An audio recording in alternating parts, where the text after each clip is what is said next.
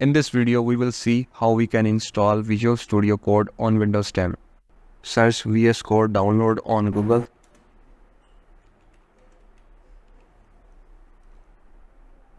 Click on first link.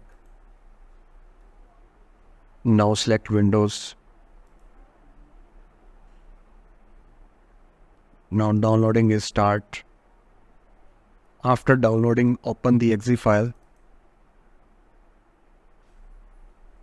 Now click on I accept the agreement. Then click on next. And this is a location where this software will install. Click on next. Then next. Now make sure that this box will be checked. Then click on next and click on install.